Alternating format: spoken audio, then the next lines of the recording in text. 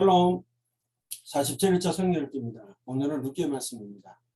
기업의 주인이 되어 주신 하나님, 하나님께서 주인이시다는 것이죠. 이 땅의 주인이시다. 이 룻기와 사사기와의 관계를 보게 되면 사사시대에 백성들도 사사들도 레인들도 제사장들도 나시인들까지 타락해서 고의적인 불순종과 배역의 시대였다라고 말씀을 드렸습니다. 그럼에도 하나님께서 왕으로 다스리시던 신정의 시대였음을 우리는 살펴봤습니다. 룻기는 사사시대 후반기가 배경이 되는데요. 실패한 한 가정을 회복시키시며 택한 백성을 다스리시는 결코 실패하지 않는 하나님의 신정 역사가 이어지고 있습니다. 한 이방 여인의 하나님을 향한 신앙과 사랑과 헌신, 또 흉년 중에서도 율법을 순종하여 하나님의 주신 기업을 지킨 신실한 백성 보아스를 통해 왕정시대 또 메시아 시대를 준비하는 하나님의 구속 역사가 이어지게 되죠. 룻기는 유대교의 추수 축제인 오순절에 회당에서 낭독되는 성경이기도 합니다. 루트, 우정이라는 뜻을 갖고 있고요. 기록자는 미상입니다. 그러나 유대 전승에서는 사무엘이 기록한 것으로 보여지기도 하고요. 어쨌든 다윗의 제위 당시에 다윗을 알고 있는 사람이 기록한 것으로 추정되는 것으로 보게 됩니다. 배경은 사사시대를 배경으로 기록하고 있습니다. 거의 12년 정도의 기간인데 가서 10년 와서 2년 정도 사사기 후반부에 엘리 시대, 입다 시대 그 시기에 여호와의 말씀이 희귀하고 온갖 우상을 섬기던 시대였다. 근데 흉년이 들었습니다. 흉년이 들었다는 건 죄 때문인데 흉년 때 이 사람들이 기업을 내다 팔고 모압 땅으로 갔다. 여기에 문제가 있는 거죠. 사사들이 치레하던 하나님의 통치 시기에 흉년이 들었다. 함께 하지 않는 하나님. 왜요? 그들이 범죄였기 때문에. 비가 오고 안 오고는 하나님의 뜻인데 흉년이 오면 회개해야 합니다. 그런데 회개 안 하고 모압으로 떠났다. 왜냐하면 하나님께서 하나님의 말씀을 지켜 행할 때 이른 비와 늦은 비를 주신다고 했고 그렇게 비만 제때 오면 풍작이 드는 그 땅에서 흉년이 들었다. 하나님 앞에 범죄했다라는 거죠. 회개해야 되는 겁니다. 이 룻의 연대기가 좀 어려운 부분이 있습니다만 룻에 나오는 연대기가 보아스에서 다윗까지 한 117년 정도로 본다면 이 마태복음 족보를 보면 라합의 아들이 보아스인데 그는 위로 가야 합니다. 여호수아 쪽이게 되는데 룻의 연대기가 요세푸스나 전승에 나오는 그 기록에서 나오는 거하고 차이가 좀 있습니다. 그래서 룻기의 족보는 후반부로 보는 게 좀 적당한데 왜냐하면 마태복음의 족보가 14대를 맞추기 위해서 많은 사람들이 생략되는 내용들이 있기 때문에 그렇습니다. 그래서 누가 누구를 낳았다라는 것은 누구의 후손이다 이렇게 보시면 되겠고요. 사사기 후반기에 엘리 시대, 입다 시대 여호와의 말씀이 희귀하던 그 시기다 이렇게 보시는 게 타당한 것 같습니다. 네. 그런 이유로 기록이 되어져 있고요.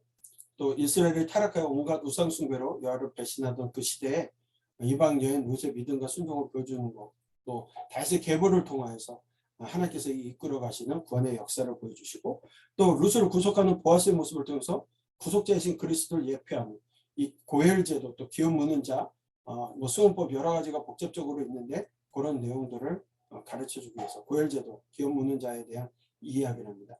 이 기업 무는 자는 수원법이 아닙니다.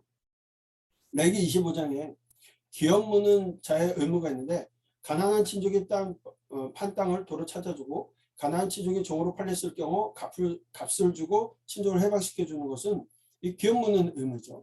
그래서 한번 형제가 후사 없이 죽은 경우 그 형제 미망인과 결혼한 친족의 대를 이어준다. 이거는 수원법입니다. 그리고 친족이 억울하게 피살됐을 경우 피해 복수자의 자격으로 친족의 복수를 대신해 주거나 친족의 죗값을 대신 담당하는 것은 율법에는 없지만 그들의 의무로 여겼던 내용들이기도 합니다. 그러니까 결론적으로 수원법이라면 나오미의 남편의 계보를 따라가야 하는데 보아스의 아들이 되거든요. 그러므로 기업 무는 자는 수원법이 아니라는 것, 이 차이가 좀 있습니다. 자, 먼저 크게 보아 4장까지 두 인물을 중심으로 본다면 1장 나오미와 룻의 관계, 그 다음에 2장부터 4장까지는 룻과 보아스의 관계를 통해서 볼 수가 있습니다. 시간과 배경은 약 12년간을 이야기하게 되는데 주로 장소가 베들레헴과 또 모압과 베들레헴이 주 내용이 되고 핵심은 기업의 주인 되시는 하나님에 대한 이야기입니다. 흉년의 환란 중에서 하나님 주신 기업을 신실하게 지킨 보아스를 통해서 일하시는 하나님의 모습을 보게 되는데 먼저 일부는 사사시대 임한 흉년으로 인한 엘리멜렉 일가가 모압으로 이주하게 된 이야기가 시작됩니다. 그곳에서 나오미는 남편 엘리멜렉과 두 아들을 모두 잃고 두 며느리 룻과 오르반만 낳게 되었는데, 그 유다의 회복 소식을 듣게 된 나오미는 유다로 돌아가기로 합니다.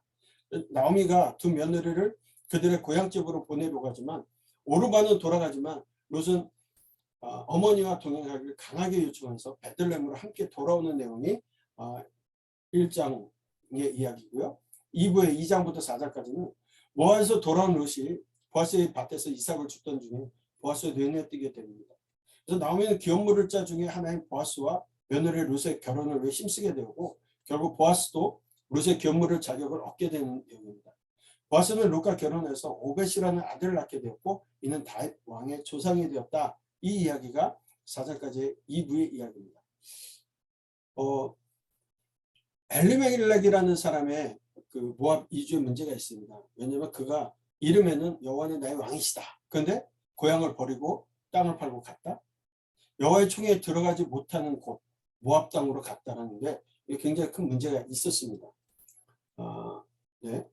그리고 또 목적지로 삼은 모압의 문제가 바로 그 모압의 광야에서 이스라엘을 범죄케 했던 곳이고, 우상 숭배에 빠지게 했던 곳이고, 고스비 사건이 일어나게 했던 그 지역이었기 때문에 모압 땅에 대한 문제가 있습니다.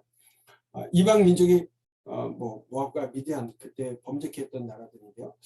광야 시대부터 이스라엘 원사도 같았던 모압 지역으로 이주하게 되었다. 이게 문제가 있는 거죠. 율법에 비춰서 보할 때 엘리멜렉은 부유한 자로서 흉년 때 지켜야 할 율법을 외면합니다. 부유한 사람은 흉년이 될 때 가난한 이들을 위해서 나눠주고 함께 살아가야 되는 의무가 있는데, 땅을 하나님께서 기업으로 주신 땅을 팔고 모압으로 이주했다는 거예요. 또 여호와의 총에 들어가지 못하는 모압 땅으로 이주했다. 또 여호수아가 정한 주변 나라 이방인들과 통혼할 것을 그만 규례를 어겼다. 이렇게 세 가지 율법에 비춰진 문제들이 있다라는 거죠. 그 가정에 문제가 생겼습니다. 우리가 이제 룻은 작은 며느리냐 이렇게 자꾸 보게 되는데, 이것은 여러분들이 저 1장 4, 5절에 말론과 기론의 아내를 오르바와 룻으로 표현하고 있는데, 그래서 룻을 기론의 아내로 볼 수 있지만 4장 10절에 룻은 말론의 아내 모압 여인 룻이라고 분명히 말하고 있습니다. 그러니까 관계가 어떻게 되냐면 엘리멜렉과 나오미, 그리고 말론과 기론, 그다음 룻과 오르바 이렇게 있다고 보면 말론의 아내가 룻이고요, 기론의 아내 오르바 이렇게 비비다시 짝을 이루고 있습니다. 그래서 말론과 룻, 기론과 오르바가 부부임을 알 수 있습니다. 말론은 나오미의 장자였으므로 룻은 나오미의 맏며느리가 첫째 며느리가 되는 거죠. 네, 이렇게 이해를 하시면 좋을 것 같습니다. 룻이 돌아오는데 나오미에게 이런 고백을 합니다. 어머니께서 가시는 곳에 나도 가고 어머니께서 머무시는 곳에 나도 머물겠습니다. 어머니의 백성이 나의 백성이 되고 어머니 하나님이 나의 하나님이 될 것입니다. 어머니께서 죽으시는 곳에서 나도 죽어 거기 묻힐 것이며, 만일 내가 죽는 일 외에 어머니를 떠나면 여호와께서 내게 벌을 내리시고 더 내리시기를 원합니다. 아마도 나오미를 통해서 복음을 하나님에 대해서 알게 되고 그 하나님 여호와 하나님을 섬기기로 믿은 그 여인의 모습이다. 결국 라합과 기브온 족속에 이어서 세 번째 이방인의 신앙 고백이 이렇게 룻기에 고백되어지고 있다라는 것도 중요한 포인트인 겁니다. 그들이 모압 땅으로 베들레헴에서 내려갈 때 통해서 가는 길들, 이렇게 여리고를 통해서 요단강을 건너고, 그리고 쭉 내려가면서 아르논강을 건너면서 모압으로 갔다. 돌아올 때도 그 루트를 아마 통해서 갈 텐데, 여기가 굉장히 험난한 길입니다. 우리가 예전에 사전으로 한번 봤는데 이 아르논 골짜기거든요. 해발 높이가 낮은 곳에서 높은 데까지 한 1km 정도 되는 지역이고요. 이렇게 지금도 도로가 다 있지만 굉장히 험난한 길인데, 이 길을 두 여인이 돌아온다. 이거 보통 일이 아니죠. 갈 때 가족들이 떠나갔던 그 길을 걸어서 다시 동행하여 온다. 참 어려운 길일 거예요. 그런 모습들을 여러분들 오늘날의 지형을 통해서도 볼 수가 있습니다. 다 팔아서 풍족하게 갔는데 이제는 빈털터리로 돌아왔습니다. 아무것도 없습니다. 그러니까 율법에 허락된 고아와 가부와 나그네를 위한 추수에 남은 것을 먹을 수밖에 없는 상황이 되는 거죠. 네, 이제 그 관계 속에서 룻과 보아스의 이야기가 만남이 되는데, 가나안 자 이삭 죽기는 레위기 19장 9절로 10절과 신명기 24장 19절로 22절에 그렇게 가난한 이들을 위해서 두게끔 반 모퉁이나 그런데 이삭을 떨어뜨렸거나 포도의 열매 다 따지 않는 것들을 그렇게 가난한 이들을 위해서 주라 이렇게 말씀을 하시죠. 그런데 이것은 다 추수를 마치고 단들이 타작마당으로 옮겨지면 그제야 밭에 들어가 이삭을 죽게 되어 있는 것이 맞습니다. 그런데 룻은 이러한 히브리 풍습에 벗어난 요청을 한 거죠. 막 단을 베고 있는데 거기를 쫓아다니면서 이삭을 주는 거예요. 네? 그런 모습을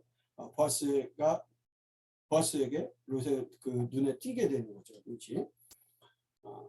또 우리가 좀 생각해 봐야 될 것이 구약시대의 이방인에 대하여 하나님께서는 또 적대시하냐 이스라엘 구약의 이방인에 대한 적대감의 원인과 실체를 좀 잘 봐야 되는데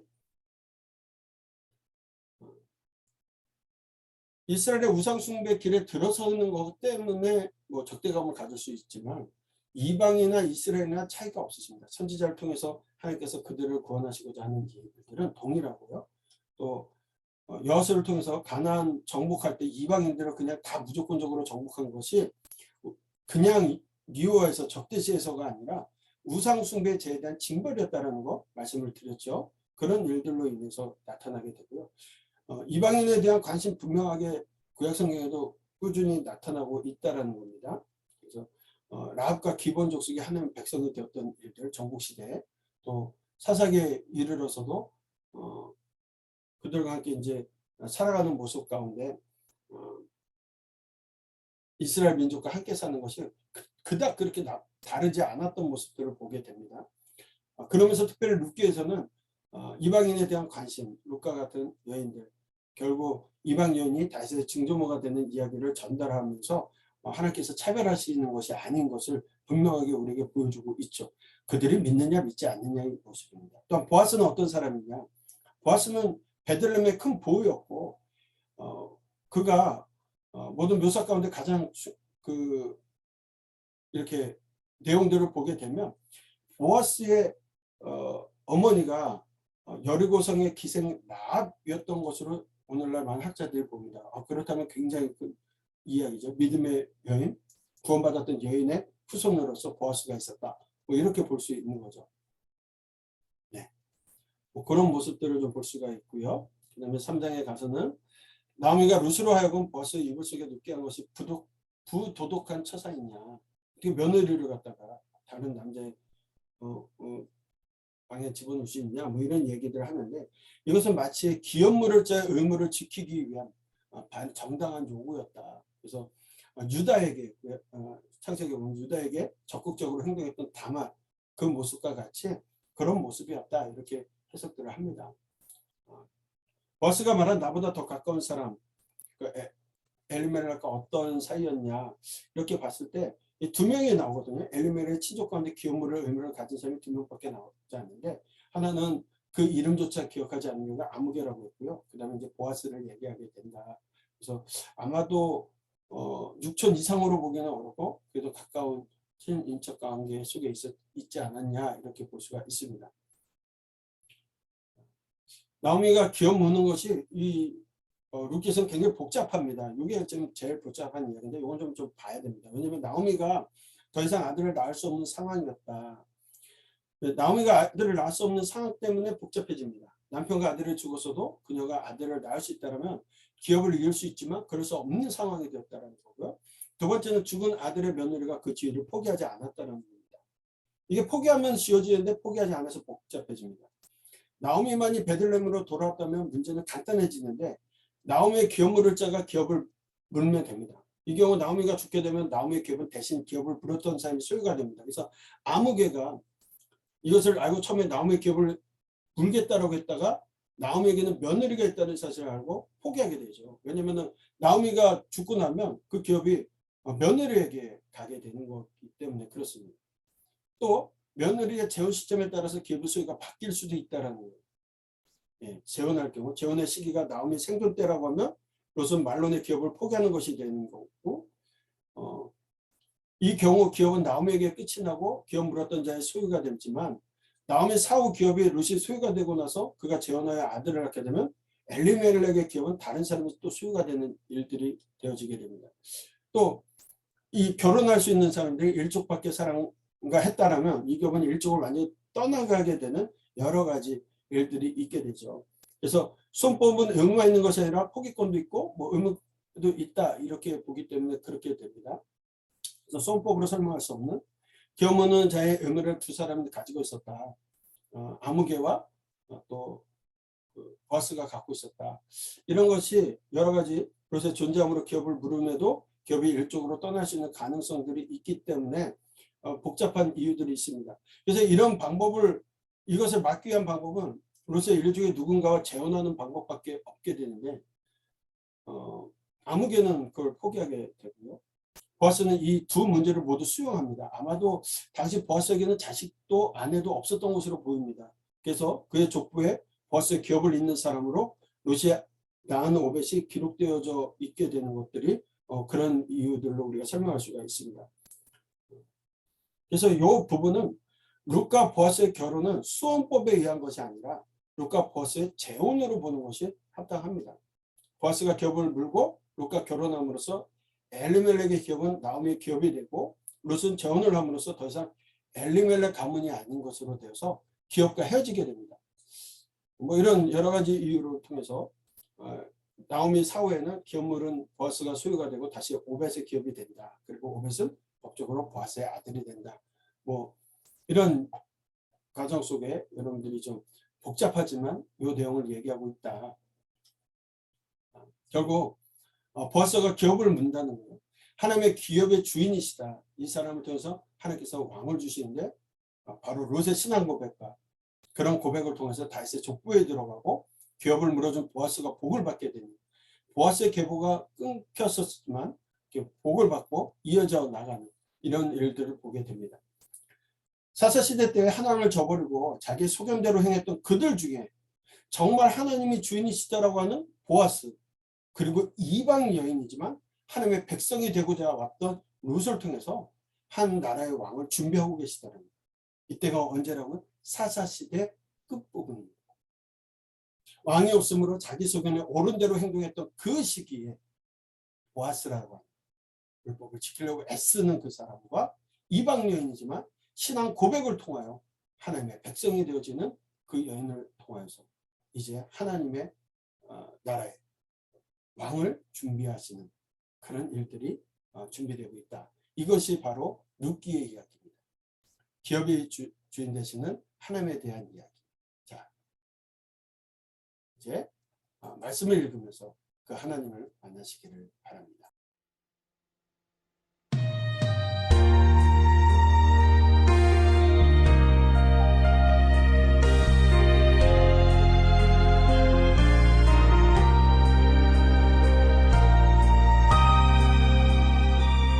룻기 1장.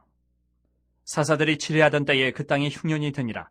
유다 베들레헴의 한 사람이 그의 아내와 두 아들을 데리고 모압 지방에 가서 거류하였는데 그 사람의 이름은 엘리멜렉이요 그의 아내의 이름은 나오미요 그의 두 아들의 이름은 말론과 기륜이니 유다 베들레헴 에브라 사람들이더라.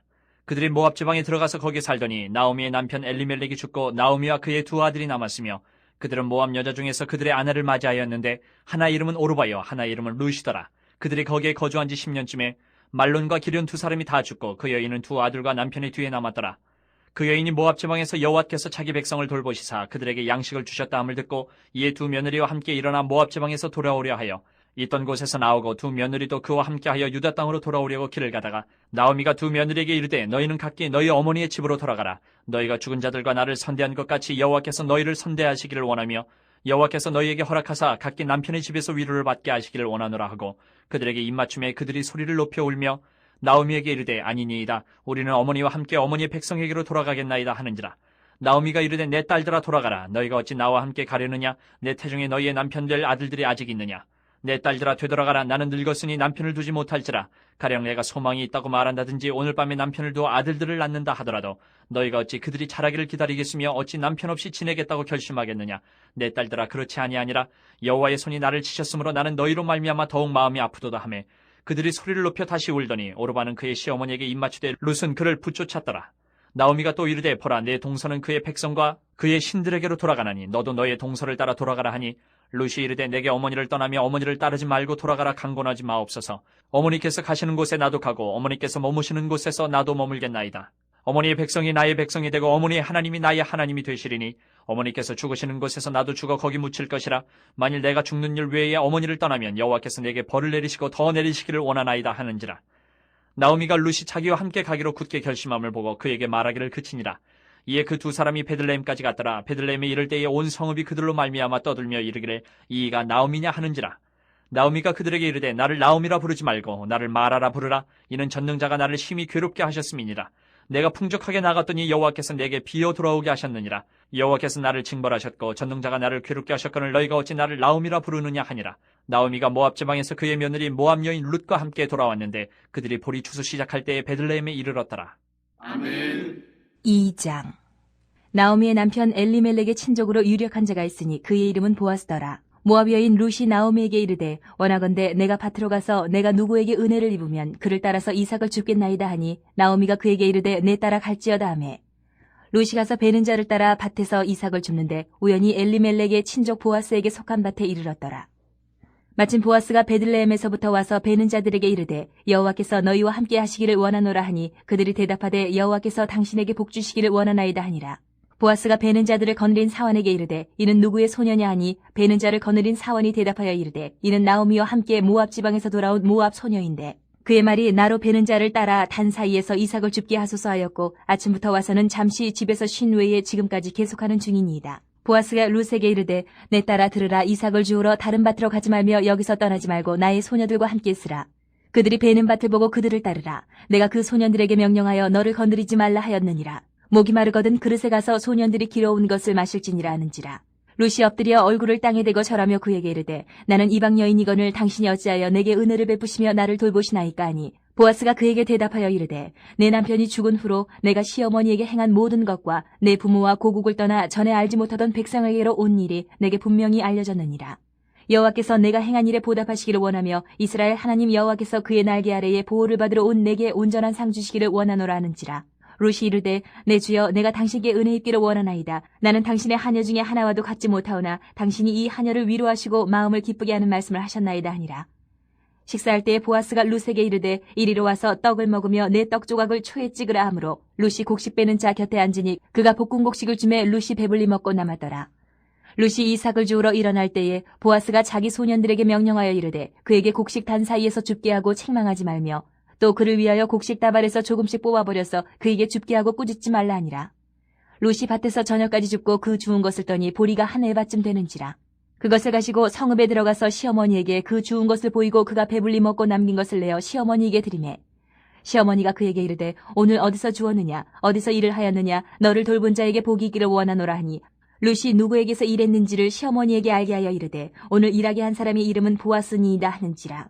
나오미가 자기 며느리에게 이르되 그가 여호와로부터 복받기를 원하노라. 그가 살아있는 자와 죽은 자에게 은혜 베풀기를 그치지 아니하도다 하고 나오미가 또 그에게 이르되 그 사람은 우리와 가까우니 우리 기업을 물을 자 중에 하나이니라 하니라. 모압 여인 룻이 이르되 그가 내게 또 이르기를 내 주수를 다 마치기까지 너는 내 소년들에게 가까이 있으라 하더이다 하니 나오미가 며느리 룻에게 이르되 내 딸아 너는 그의 소녀들과 함께 나가고 다른 밭에서 사람을 만나지 아니하는 것이 좋으니라 하는지라. 이에 룻이 보아스의 소녀들에게 가까이 있어서 보리추수와 밀추수를 마치기까지 이삭을 주우며 그의 시어머니와 함께 거주하니라. 아멘. 3장. 룻의 시어머니 나오미가 그에게 이르되 내 딸아 내가 너를 위하여 안식할 곳을 구하여 너를 복되게 하여야 하지 않겠느냐. 내가 함께 하던 하녀들을 둔 보아스는 우리의 친족이 아니냐. 보라 그가 오늘 밤에 타작마당에서 보리를 까불리라. 그런즉 너는 목욕하고 기름을 바르고 의복을 입고 타작마당에 내려가서 그 사람이 먹고 마시기를 다하기까지는 그에게 보이지 말고 그가 누울 때에 너는 그가 눕는 곳을 알았다가 들어가서 그의 팔치 이불을 들고 거기 누우라. 그가 내 할 일을 내게 알게 하리라 하니 룻이 시어머니에게 이르되 어머니의 말씀대로 내가 다 행하리이다 하니라.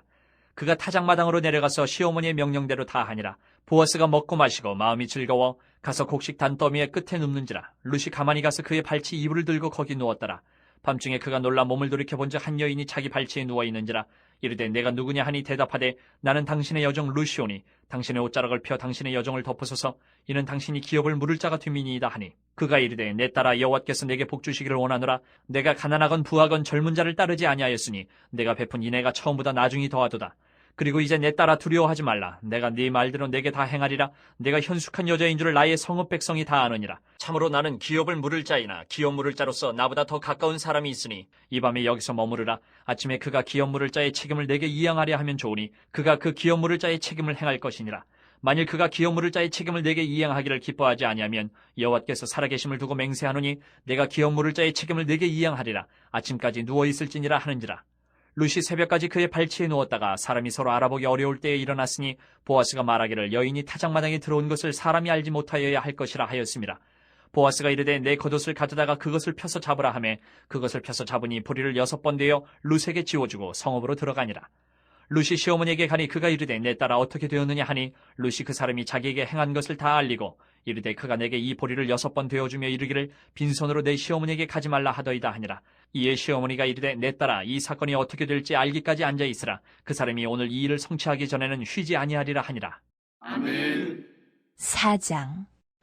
보아스가 성문으로 올라가서 거기 앉아있더니 마침 보아스가 말하던 기업 물을 자가 지나가는지라. 보아스가 그에게 이르되 아무개여 이리로 와서 앉으라 하니 그가 와서 앉으매 보아스가 그 성읍 장로 10명을 청하여 이르되 당신들은 여기 앉으라 하니 그들이 앉으매 보아스가 그 기업 물을 자에게 이르되 모압 지방에서 돌아온 나오미가 우리 형제 엘리멜렉의 소유지를 팔려 함으로 내가 여기 앉은 이들과 내 백성의 장로들 앞에서 그것을 사라고 내게 말하여 알게 하려 하였노라.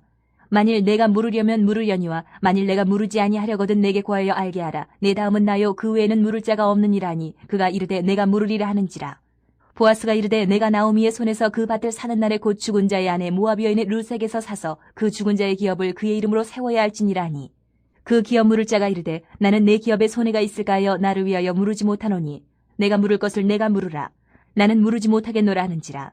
옛적 이스라엘 중에는 모든 것을 물으거나 교환하는 일을 확정하기 위하여 사람이 그의 신을 벗어 그의 이웃에게 주더니 이것이 이스라엘 중에 증명하는 전례가 된지라. 이에 그 기업 물을 자가 보아스에게 이르되 내가 너를 위하여 사라 하고 그의 신을 벗는지라. 보아스가 장로들과 모든 백성에게 이르되 내가 엘리멜렉과 기럨과 말론에게 있던 모든 것을 나오미의 손에서 산 일에 너희가 오늘 증인이 되었고 또 말론의 아내 모압 여인 룻을 사서 나의 아내로 맞이하고 그 죽은 자의 기업을 그의 이름으로 세워 그의 이름이 그의 형제 중과 그곳 성문에서 끊어지지 아니하게 하매 너희가 오늘 증인이 되었느니라 하니 성문에 있는 모든 백성과 장로들이 이르되 우리가 증인이 되나니 여호와께서 내 집에 들어가는 여인으로 이스라엘 집을 세운 라헬과 레아 두 사람과 같게 하시고 내가 에브라스에서 유력하고 베들레헴에서 유명하게 하시기를 원하며 여호와께서 이 젊은 여자로 말미암아 내게 상속자를 주사 내 집이 다말이 유다에게 낳아준 베레스의 집과 같게 하시기를 원하노라 하니라.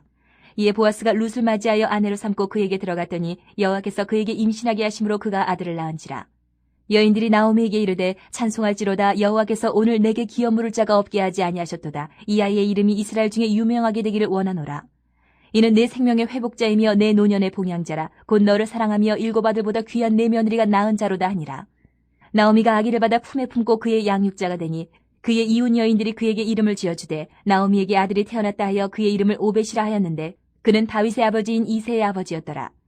베레스의 계보는 이러하니라. 베레스는 헤스론을 낳고 헤스론은 람을 낳았고 람은 아미나답을 낳았고 아미나답은 나손을 낳았고 나손은 살몬을 낳았고 살몬은 보아스를 낳았고 보아스는 오벳을 낳았고 오벳은 이새를 낳고 이새는 다윗을 낳았더라. 아멘.